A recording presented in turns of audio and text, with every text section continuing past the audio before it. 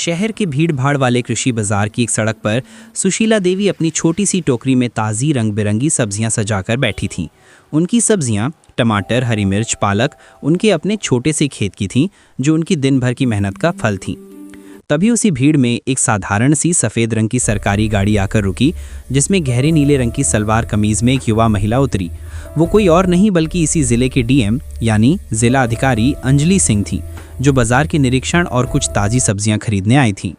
अंजलि की नज़र सड़क किनारे बैठी सब्जियां बेच रही सुशीला देवी पर पड़ी। सब्जियां इतनी ताज़ी थीं कि वो सूरज की रोशनी में चमक रही थीं। अंजलि सीधा उन्हीं के पास पहुंची। ज़मीन पर बैठते हुए उन्होंने मुस्कुराकर पूछा, अम्मा ये सब्जियां कैसे दे रही हैं? बूढ़ी सुशीला ने एक पल के लिए अंजलि को देखा। उनकी आवाज़ में एक अपनापन और ईमानदारी थी। सुशीला के चेहरे पर एक हल्की सी मुस्कान आई। बोली, ले ले बेटी, जो पसंद आए उठा ले। ये टमाटर 40 रुपये किलो हैं और ये ताज़ा पालक 20 रुपये की एक गड्डी है। अंजलि ने सब्जियों को अपने हाथ में उठाया और कहा, अम्मा आपकी सब्जियां बहुत ताज़ी और सुंदर हैं। मुझे 2 किलो टमाटर और वो सारी पालक दे दीजिए। सुशीला देवी का चेहरा खिल उठा। दिन की पहली और इतनी अच्छी बिक्री होने वाली थी। वो जल्दी जल्दी सब्जियां तौल कर एक कपड़े के थैले में डालने लगी। तभी एक तेज़ आवाज़ के साथ एक पुलिस जीप आकर ठीक उनके सामने रुकी। जीप से एक भारी भरकम शरीर वाला सब इंस्पेक्टर बलवंत सिंह उतरा।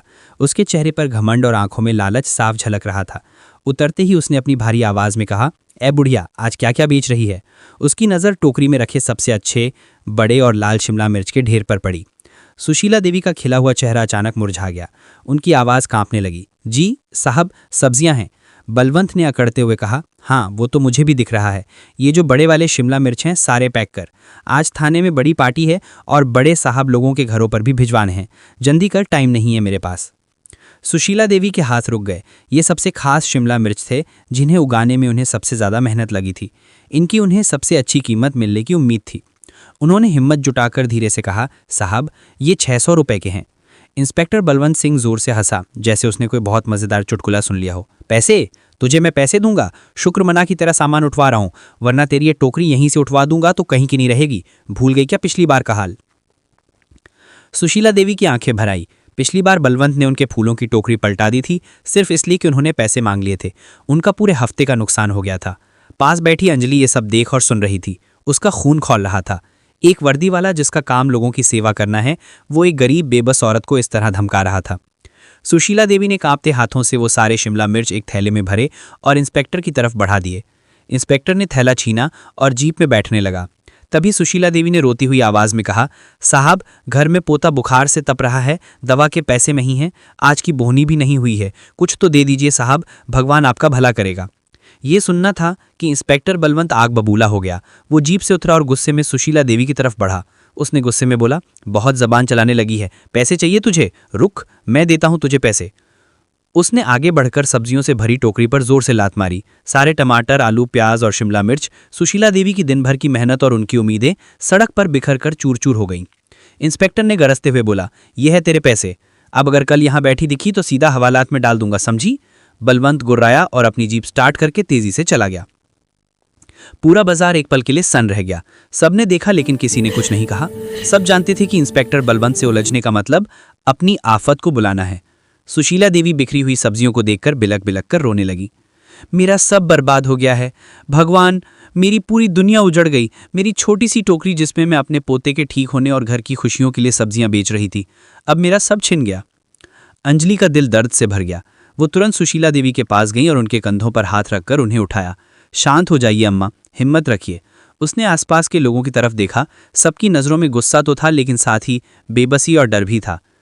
अंजलि ने थोड़ी ऊंची आवाज़ में पूछा, आप लोगों ने ये सब देखा?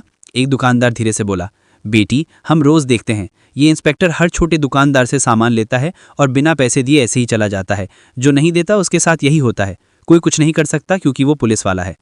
अंजलि ने सुशीला देवी को पानी पिलाया, फिर अपने पर्स से 15,000 रुपये निकालकर उनकी हथेली पर रख दिए।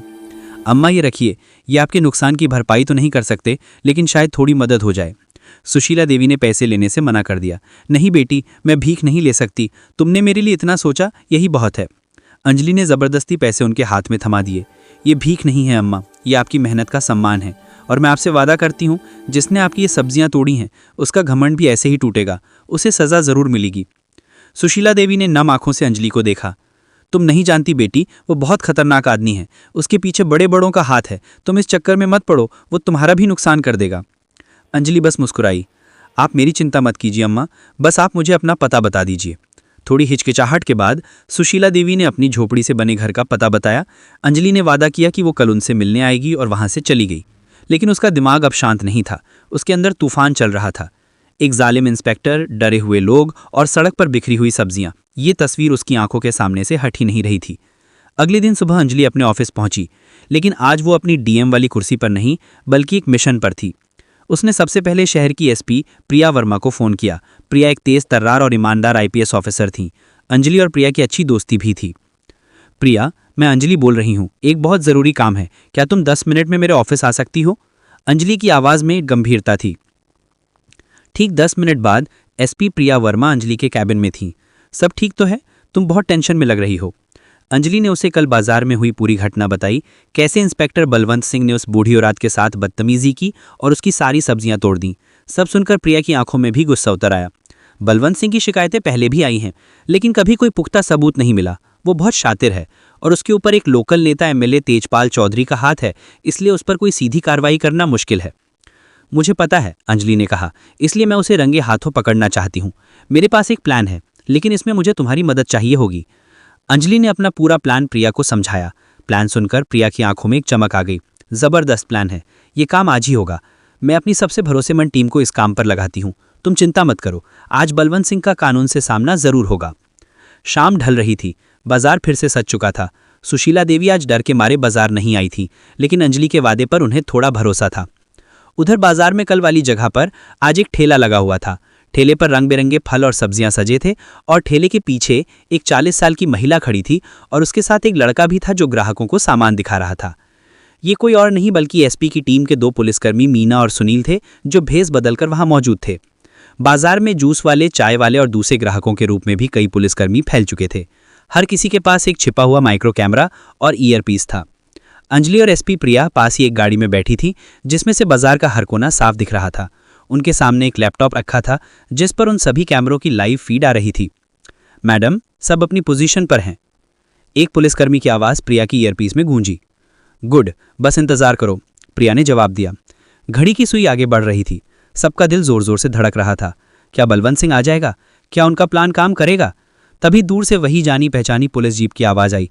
अंजलि ने धीरे से बोला, वो आ रहा है। इंस्पेक्टर बलवंत सिंह अपनी उसी अकड़ के साथ आया। आज उसकी नज़रें सुशीला देवी को ढूंढ रही थीं। जब वो नहीं दिखी तो उसके चेहरे पर एक कुटिल मुस्कान आई। लगता है बुढ़िया डर गई। अच्छा है। उसकी नज़र फल और सब्जियों वाले नए ठेले पर पड़ी। वो सीधा ठेले के पास गया और उसने रूखेपन से पूछा, कौन हो तुम लोग? और वो बुढ़िया कहाँ जो यहाँ बैठती थी? भेस बदले पुलिसकर्मी महिला यानी मीना ने कहा, साहब हम नहीं जानते किसी बुढ़िया को, यहाँ जगह खाली थी तो हमने ठेला लगा लिया। बताएं साहब, क्या सेवा करें? बलवंत की नज़र ठेले पर रखे महंगे एवोकाडो और बड़े बड़े ताज़े मशरूम के सेट पर पड़ी। उसने हुक्म दिया, ये वाला मशरूम का सेट पैक कर, थाने में बड़े साहब के लिए भिजवाना है। सुनील ने कहा, जी साहब 800 रुपये का है। बलवंत ने उसे घूर कर देखा। पैसे? मुझसे पैसे मांगेगा? जानता नहीं मैं कौन हूँ? तुम लोगों को इस बाजार में धंधा करना है या नहीं? सुनील ने जानबूझकर उसे उकसाना शुरू कर दिया। साहब हम तो गरीब लोग हैं, पेट पालना होता है। आप तो बड़े अफसर हैं, आप ही रहम नहीं करेंगे तो कौन करेगा? इंस्पेक्टर बलवंत ने अकड़ते हुए बोला, जबान लड़ाता है मेरे साथ? बलवंत का पारा चढ़ गया। उसने उस आदमी का कॉलर पकड़ लिया। चल निकाल, आज दिन भर में जितनी कमाई की है सब निकाल आज। तुझे मैं बताऊंगा कि पुलिस से जबान लड़ाने का नतीजा क्या होता है। गाड़ी में बैठी अंजलि ने प्रिया की तरफ देखा। अब प्रिया ने अपनी ईयरपीस पर कमांड दिया, मूव इन नाउ। इससे पहले कि इंस्पेक्टर बलवंत कुछ समझ पाता, चारों तरफ से ग्राहक, जूस वाले, चाय वाले बने पुलिसकर्मियों ने उसे घेर लिया और सब्जी बेच रही महिला और सुनील बने पुलिसकर्मी दोनों अपनी असली पहचान में आ गए और इंस्पेक्टर बलवंत का हाथ पकड़कर उसे झटक दिया। हाथ नीचे कर, इंस्पेक्टर बलवंत सिंह। बलवंत यादव हक्का बक्का रह गया। उसे अपनी आंखों पर यकीन नहीं हो रहा था। ये सब क्या हो रहा है? तुम लोग कौन हो? वो चिल्लाया। तभी गाड़ी का दरवाज़ा खुला और एसपी प्रिया वर्मा अपनी वर्दी में बाहर निकली। उनके पीछे पीछे डीएम अंजलि सिंह भी उतर आईं। उन्हें देखते ही बलवंत सिंह के पैरों तले ज़मीन खिसक गई। उसका चेहरा सफ़ेद पड़ गया। वो समझ गया कि वो बुरी तरह फंस चुका है। डीएम मैडम, एसपी मैडम, आप यहाँ? उसकी ज़बान लड़खड़ाने लगी। हाँ इंस्पेक्टर बलवंत सिंह, हम यहीं हैं, तुम्हारा खेल देखने, तुम्हारा वो रूप देखने जो तुम इन गरीब और बेबस लोगों को दिखाते हो।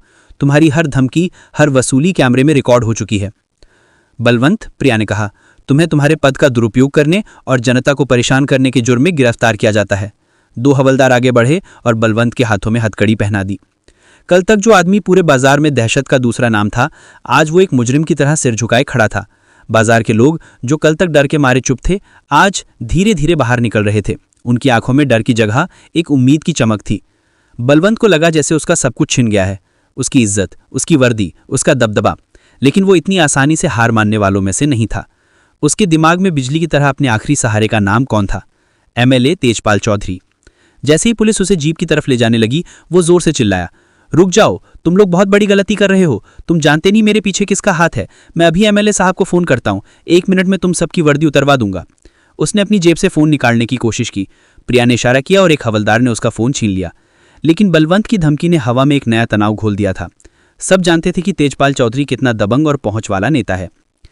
फिर तुरंत उसी पल अंजलि के हाथ में रखे फोन की घंटी बजी। स्क्रीन पर जो नाम चमक रहा था, उसे देखकर अंजलि और